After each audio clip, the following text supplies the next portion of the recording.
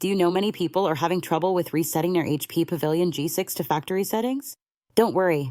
In this video, we'll show you how you do this. Let's start. Step 1. Backup data.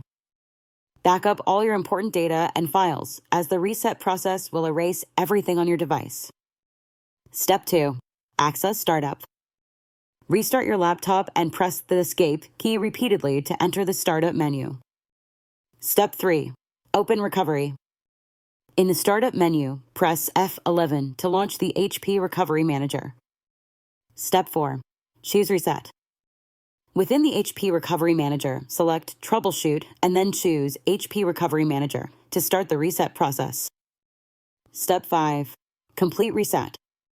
Follow the prompts to confirm and complete the factory reset, ensuring your device is plugged in to avoid interruptions. After completing these steps, your HP Pavilion G6 should be successfully reset to its factory settings. Still need help?